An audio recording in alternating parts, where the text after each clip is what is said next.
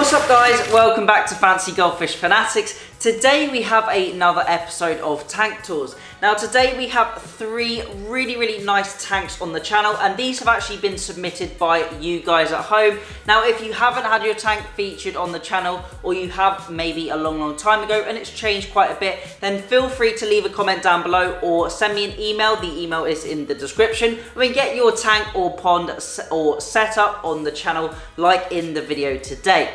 So today, as I mentioned, we have three really nice tanks on the channel, three slightly different tanks as well. As with all of our Rate My Tank videos, there is no hate, abuse or bullying, anything like that. Every tank we have featured on our videos are absolutely great setups for fish, and there are many different ways to keep your fancy goldfish. Obviously I have my opinions and you will as well at home. But without further ado, let's check out these three tanks, see what I think of them, maybe something I could change or improve on them, and overall just see some really nice goldfish. So let's check them out. First up, as you can see, we have this absolutely stunning tank with this huge piece of Anubias in the middle. Absolutely love the use of Java Fern and Anubias with fancy goldfish tanks, as they are very strong and it stops the fish from ripping them apart. We can see we have a bubbler or a oxygenator either side of that Anubias, which is creating a really nice stream of bubbles up the side.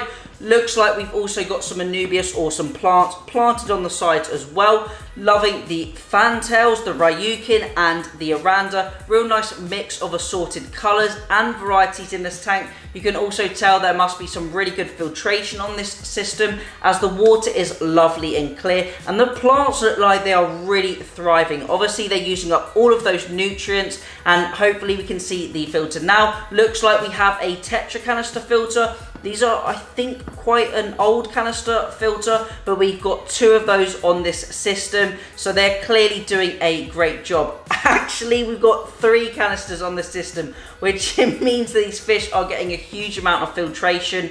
Loads of biomedia in there. There must be loads of mechanical filtration. We've got a clean white substrate, getting a lot of water turnover in this system. Absolutely love the use of the white substrate, making the goldfish colours pop, and I'm loving the use of the natural plants as well. Absolutely fantastic tank. Nothing I personally would change. Brilliant setup. I'm going to give this one a 4.3 out of 5 stars. Now in the next tank, you can see we have the complete opposite. We have a black background, a black substrate, a lot more of a dark environment. Now we do have those live plants. Looks like we've got some Amazon swords, maybe some Valis and some Java Fern as well. We've also got that nice minimalistic central feature of the rocks, and then it looks like we've got an FX6 or an FX4 underneath the cabinet. We've also again got the two bubblers or the two aerators down in the center of the tank, and I'm really liking the use of the water lettuce and water hyacinth on the top of the tank. Now I definitely know for a fact this tank does not belong in the UK, because unfortunately water hyacinth is a banned species, so we cannot get hold of that, but lucky you guys in the US for being able to have that. Looks like we have some lucky bamboo in the corner as well, and it looks like this was previously a marine tank. I can see we've got a heater on there, but on the left hand side we do have a weir section, so I'm wondering if potentially this is where the Fluval FX6 or the Fluval FX filter has its inlet and outlet pipes potentially. Really like the use of the weir still and actually hiding that pipe system in there as well.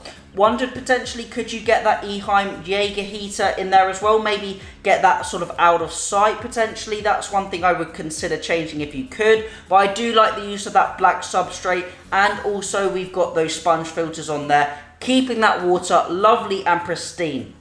Potentially I would try and, I don't even know if you really necessarily need those hang-on back filters. Maybe try and hide them somehow with some pophos potentially emerging out of the water. But obviously you're getting a huge amount of filtration from that FX filter, and I assume that it's just adding a little bit more aeration, and obviously you've got some plants in those hang-on back filters, but potentially try and hide that with some additional plants. But overall, absolutely love the tank. Great setup and lovely fish. I'm going to give this one another 4.4 out of 5 stars. Now finally we are on to the last tank. I wonder if this one's going to get a slightly different rating. Love those two previous tanks, slightly different from each other, but both equally just as good and just as pleasing to the eye. I'm really liking the use of the black substrate and those black stones as well. The black rocks are really helping the colours of the fish pop. We look like we've got a really good quality video sent in as well for this one, so thank you so much for sending in such a high quality video. I can see we've got a panda oranda, we've also got a red and white oranda, we have a red and white ryukin, a calico ranchu as well. Really nice minimalistic tank. Now I believe this is a Fluval Flex 123 litre tank, as we have that back filter, we've got that all-in-one filter in the back, and I absolutely love the use of these tanks. We've got obviously another stream of bubbles on both sides of the filter as well, and we've obviously got all of our equipment and covered in that compartment at the back. We've got the return pump in there, and we've also got our media. As you can see on that wide shot where you can see the full tank, I'm loving the crystal clear water, the pristine glass as well. There is a lot of attention to detail gone on into the maintenance of this tank. We have no algae buildup on the filter or the rocks, and previously maintaining tanks like this, I know that if you leave some stubborn algae on that filter, it can be very hard to get off. So the owner is clearly putting a lot of time and dedication into this aquarium.